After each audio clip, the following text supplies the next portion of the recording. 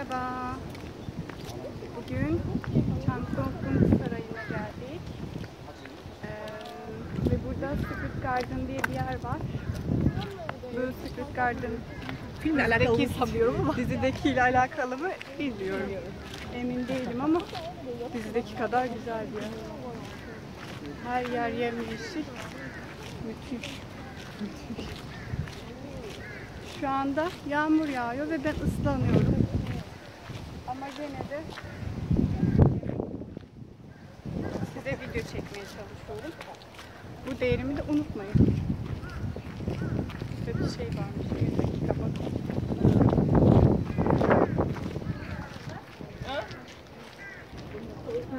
şey hani mektup yazıyormuş ama kimseye ulaşmamış. Ablam daha önce denemiş. Türkiye olunca herhalde bilemediler.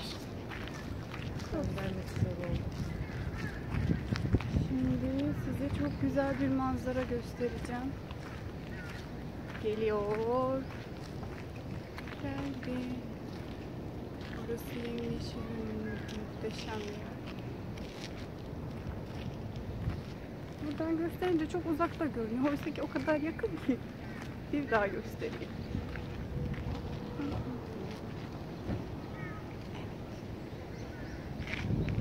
Burası gerçekten kocaman bir saray. Saray. Konuşamadım. Saray.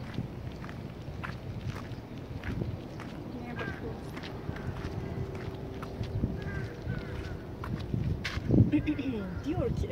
Diyormuş ki evet.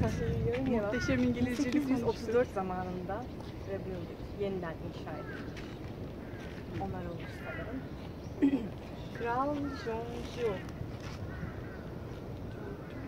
zamanı. Prens Sabu, yine Kral Senju. Neyse zorlama boşuna. Bu kadarını anladık. Restore edilmiş yani tamam.